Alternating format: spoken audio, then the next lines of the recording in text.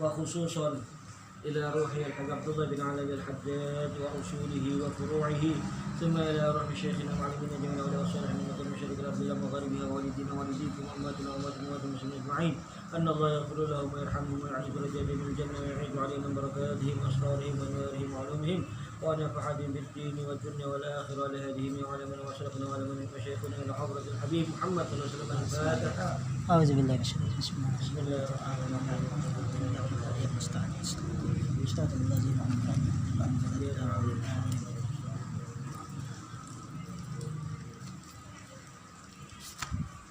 السلام عليكم ورحمة الله وبركاته. الحمد لله رب العالمين، وأشهد أن لا إله إلا الله الملك الحق المبين، وأشهد أن سيدنا محمدا عبده ورسوله صادق الوعد الأمين. اللهم صل وسلم وبارك وكرم على أشرف الأنبياء والمرسلين وإمام الأولين والآخرين، حبيبنا وشفيعنا قرة أعيننا نور قلوبنا محمد، وعلى آله الطيبين الطاهرين وأصحابه الأكرمين المهتدين، وعلى التابعين ومن تبعهم بإحسان من يومنا هذا إلى يوم الدين. أما بعد، رب اشرح لي صدري ويسر لي أمري واحلل عقدة من لساني يفقهوا قولي. Para pemirsa yang dirahmati Allah Subhanahu wa taala, alhamdulillah malam hari ini kita kembali dipertemukan. Mudah-mudahan pertemuan ini walaupun lewat dunia maya menjadi pertemuan yang barokah dan manfaat. Salawat serta salam kita haturkan, kita hadiahkan kepada manusia yang dengan satu kali salawat saja kepada beliau Allah Subhanahu wa ta'ala menulis bagi kita 10 kebaikan, menghapus dari kita 10 kejelekan, dan mengangkat derajat kita 10 derajat. Beliau junjungan kita, teladan kita, Nabi besar Muhammad sallallahu alaihi wa alihi wasallam. Para pemirsa yang dirahmati Allah Subhanahu wa ta'ala, di malam hari ini kita akan melanjutkan pembahasan mengenai as-shaum dari kitab An-Nasaihud Diniyah wal Wasaya Al-Imaniyah karya Qutbil Irsyad Al-Habib Abdullah bin Alawi Al-Haddad radhiyallahu anhu. Setelah dalam pertemuan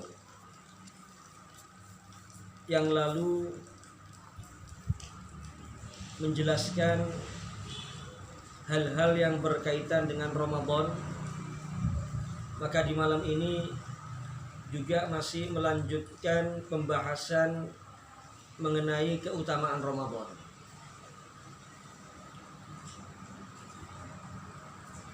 Walaupun nanti akan ada pembahasan secara umum bagi orang yang berpuasa dan keutamaan orang yang berpuasa, baik itu Ramadan ataupun di luar Ramadan, serta adab-adab orang yang berpuasa.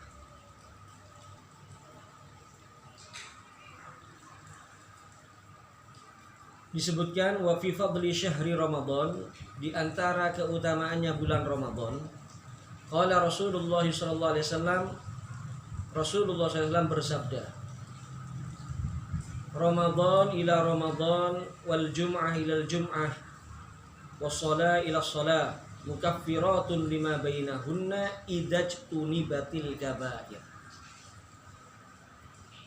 Dari satu Ramadan ke Ramadan yang lain, dari satu Jum'ah ke Jum'ah yang berikutnya, dari satu sholat ke sholat yang berikutnya, maka semuanya itu mukaffiratun lima bainahunna, di antara keduanya,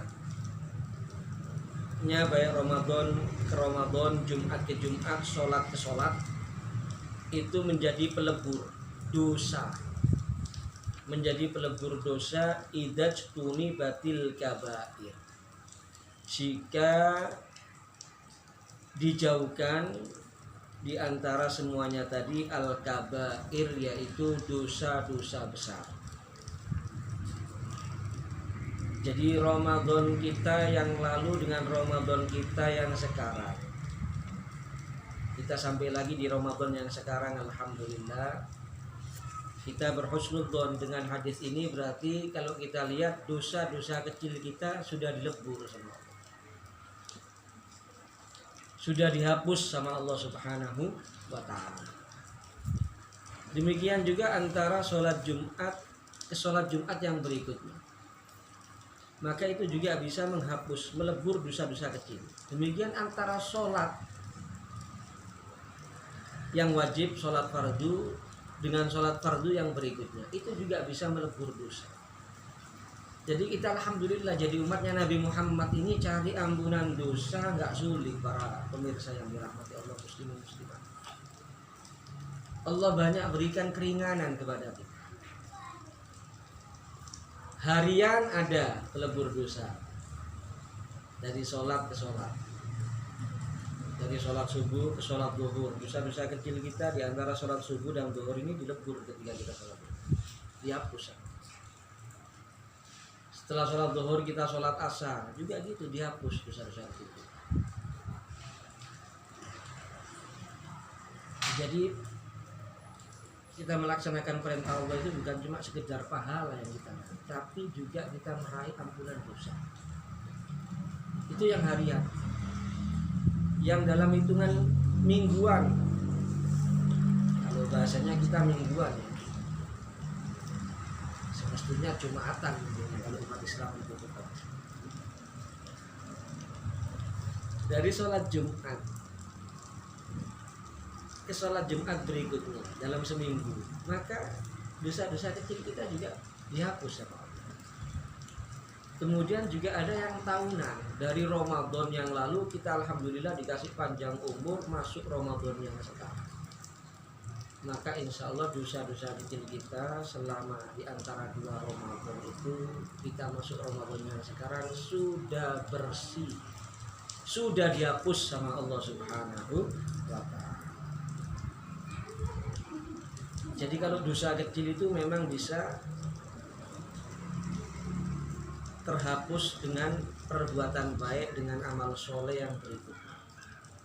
Dalam hadis yang sering kita dengar, Nabi SAW bersabda, wa adbi'is sayyi'atal hasanata tamhuha,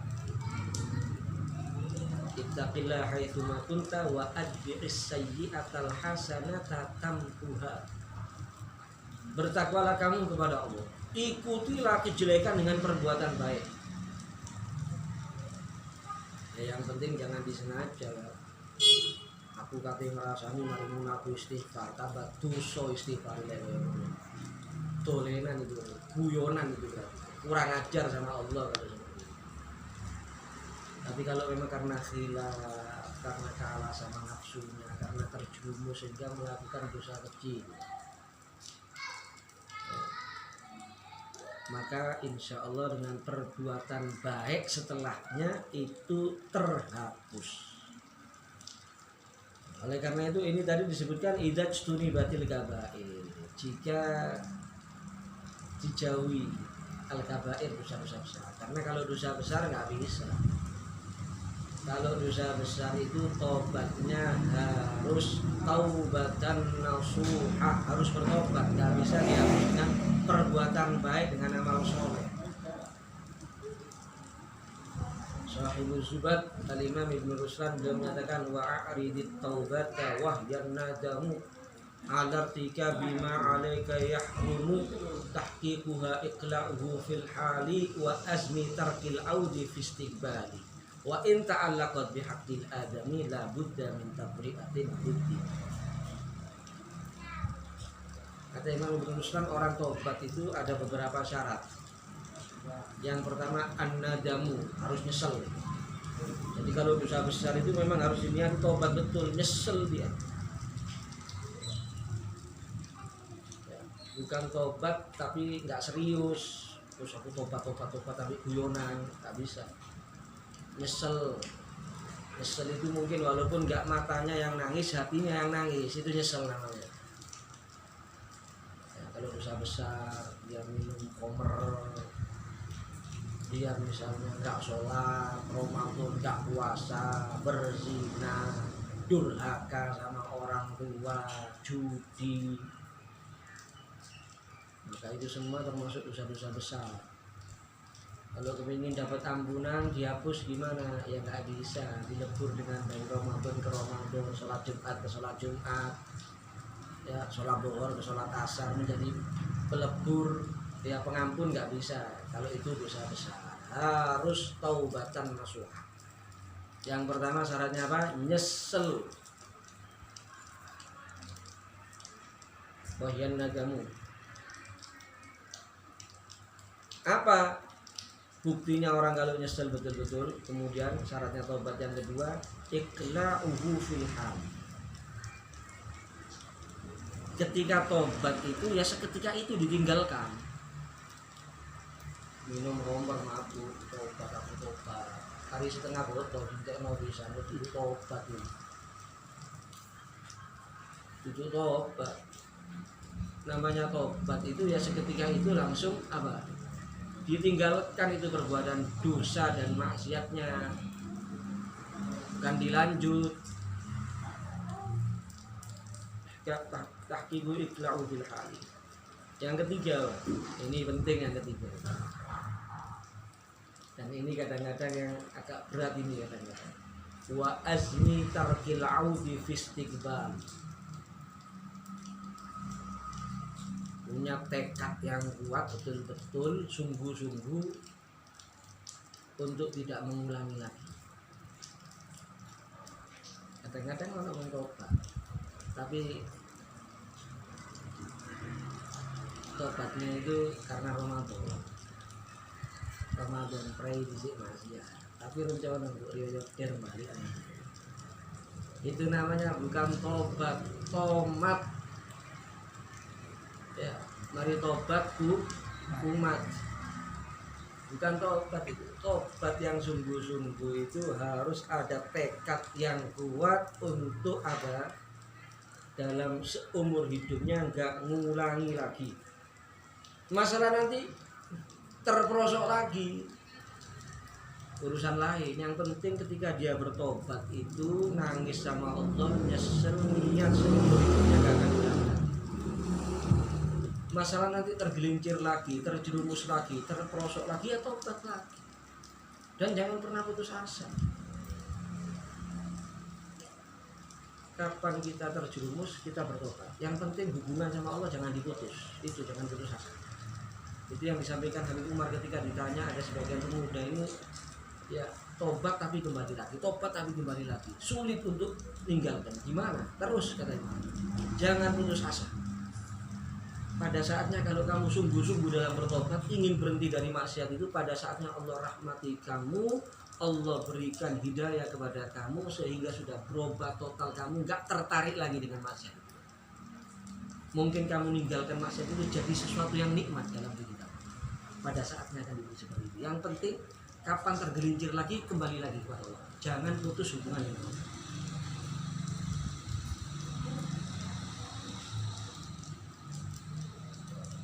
Jadi harus ada tekad yang kuat kalau orang itu mau dikatakan taubatnya itu taubatan nasuha atau taubatan shadiqah. Tekad yang kuat untuk tidak mengulangi lagi perbuatan dosa dan maksiat yang dilakukan. Jadi nggak tergantung bulan. Seperti sekarang kan seringnya orang-orang ini jawani maksiat oleh Ramadan. Padahal maksiat itu bukan, kita diperintahkan jauhi maksiat itu bukan khusus Ramadan ya. Ramadan nggak Ramadan itu kita dilarang melakukan perbuatan dosa dan maksiat. Perbuatan dosa dan maksiat itu tidak tergantung bulan, tidak tergantung tempat. Orang yang sungguh-sungguh bertakwa kepada Allah itu kapan saja, di mana saja. Ada orang nggak ada orang, dia nggak berani maksiat. Itu namanya bertakwa, takut kepada Allah. Kalau ada orang nggak maksiat, nggak ada orang nggak ada. Kalau ada orang nggak maksiat, nggak ada orang berani berani maksiat, berarti itu bukan takut kepada Allah, itu takut kepada makhluknya Allah. Gak ada yang lihat, berani dia ngambil sepeda motor, harus yang ketok kawani, tapi aja harus yang ketok wani harus duduk ya, kandangin lo. Itu namanya bukan takut kepada Allah kalau gitu. Takut kepada Allah itu kalau betul-betul dalam hati manusia, maka otomatis dia kapan saja, di mana saja, situasi seperti apapun, kondisi seperti apapun, dia insya Allah jauh dari perbuatan dosa dan maksiat. Karena dia selalu ingat Allah mengawasi dia, Allah melihat dia, Allah mengontrol dia. Jadi taubat yang sungguh-sungguh, taubatan nasuha ada 3 syarat. Pertama, an-nadam, menyesal. Kedua, seketika itu ditinggalkan. Ketiga, tekad yang kuat untuk tidak mengulangi lagi dalam seumur hidupnya. Ada satu tambahan lagi, kalau perbuatan dosa yang dia lakukan tadi berkaitan dengan haknya orang lain. Seperti mohon maaf, mungkin dia ngambil hartanya orang lain, mungkin warisannya saudaranya dia ambil, dia makan, atau mungkin uangnya pesantren dia pakai ya karena gelap hatinya mungkin, atau uangnya masjid. Maka kalau seperti itu dia harus kembalikan atau meminta ikhlasnya. Kalau punya satu orang mungkin dia bisa minta ikhlasnya. Tapi kalau punya masjid, kalau punya pesantren itu yang agak repot. Jadi intinya dia pokoknya harus mengembalikan haknya orang lain kalau itu dosa yang dia lakukan berkaitan dengan masalah hukukul adab.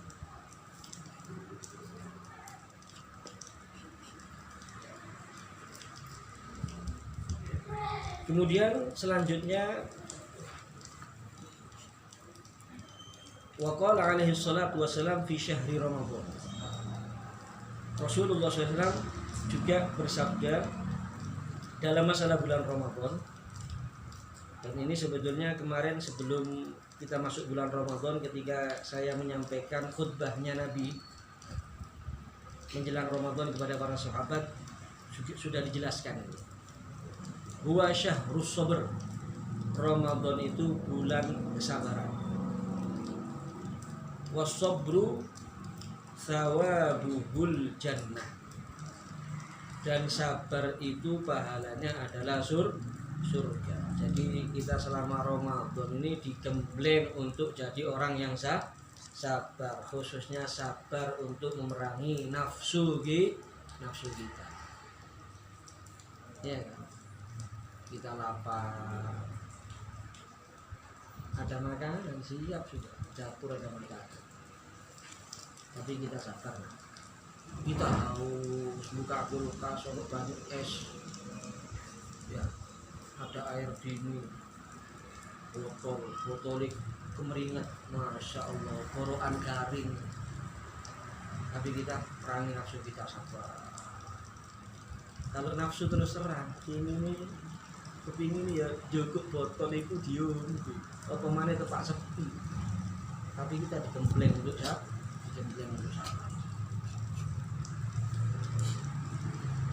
Istri kita yang halal, istri yang halal, apalagi al-afu, mohon maaf, kadang-kadang kemanten baru mas.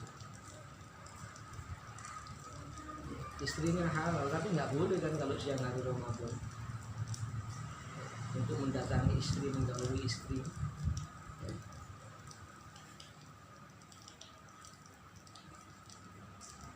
Dan itu nggak mudah, berat ya, apalagi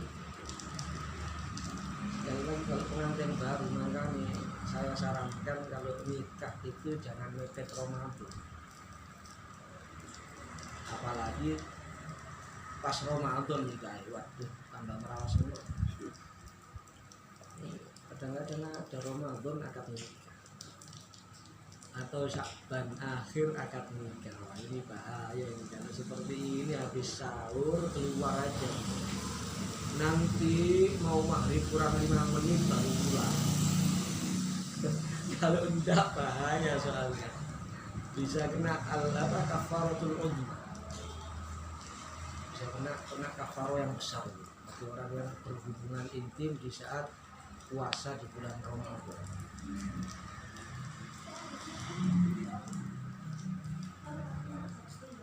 Jadi ini bulan kesabaran. Istri yang halal pun kita tidak bisa mendatangi, tidak bisa berhubungan intim kalau dalam kondisi puasa. Wasobru thawabuhul jannah, dan orang yang sabar itu pahalanya surga. Kalau orang itu sudah sabar bisa merangi nafsunya, ya, sehingga dia dengan memerangi nafsunya bisa melaksanakan yang diperintah Allah, menjauhi yang dilarang Allah, ya maka otomatis pahalanya surga. Kalau orang itu sudah sabar jadi orang yang taat, yang diperintah Allah dilaksanakan, kemudian dia sabar, dia menjauhi maksiat yang dilarang oleh Allah, dia jauhi, dia tinggalkan, maka orang yang seperti itu pahalanya surga. Karena dia menjadi hamba Allah yang bertakwa.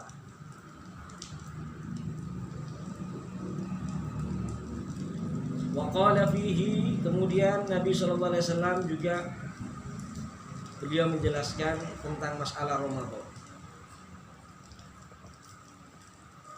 Awwaluhu rahmah. Ramadan ini dibagi 3. Ya. 10 hari pertama rahmat. Allah banyak memberikan rahmat kepada hamba-hamba. Dan sudah kita lalui 10 hari pertama tanpa terasa, sangat cepat sekali berlalu. Malam ini kita sudah masuk malam 13 Ramadan. Berarti kita sudah berada di 10 pertengahan. Wa awsatuhu maghfirah. 10 pertengahannya Ramadan ini adalah maghfirah, ampunan Allah. Ini Allah ngobrol ampunannya ya. Makanya kalau masih ada yang nggak dapat ampunan, ya, rugi sekali. Masih nggak dapat rahmat, rugi sekali di bulan Ramadan. Kalau ada manusia, hamba Allah, umatnya Nabi Muhammad, bulan Ramadan hidup 1 bulan penuh, nggak dapat rahmat, maka pertanyaannya kira-kira bulan apa akan dapat rahmat? Ramadan saja syahrul rahmah masih nggak dapat rahmat, nggak dapat ampunan. Hidup Ramadan 1 bulan penuh nggak dapat ampunan. Kira-kira bulan apa dia mau dapat ampunan? Kalau sudah Ramadan saja dia sia-siakan, apalagi bulan yang lain. Logikanya seperti itu. Kalau Ramadan saja dia sia-siakan, apalagi bulan yang lain. Kalau Ramadan saja tidak dia manfaatkan, apalagi bulan yang lain. Logikanya seperti itu. Kalau Ramadan nggak dapat rahmat, kemungkinan besar bulan lain semakin nggak dapat rahmat. Kalau Ramadan nggak dapat maghfirah, nggak dapat ampunan Allah, maka bulan lain dia semakin jauh dari ampunannya Allah. Wa akhiruhu itqun minan nar. 10 hari yang terakhir itqun minan nar, pembebasan daripada neraka. Kita sekarang sudah 10 pertengahan. 10 terakhir itqun minan nar. Banyak hamba-hamba Allah, umatnya Nabi Muhammad yang disestempel oleh Allah jadi orang yang bebas dari api nerakanya Allah Subhanahu wa ta'ala. Berarti dia akan jadi ahlul jannah, jadi masuk surga.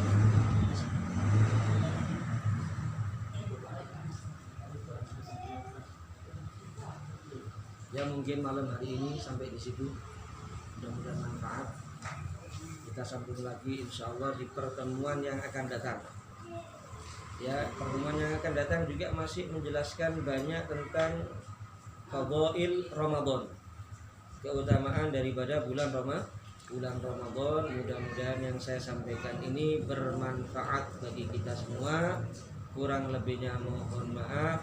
Mudah-mudahan kita termasuk orang-orang yang mendapatkan rahmat, mendapatkan ampunan, dan terbebas dari api nerakanya Allah. Amin ya rabbal alamin. Wal afu minkum. Assalamualaikum warahmatullahi wabarakatuh.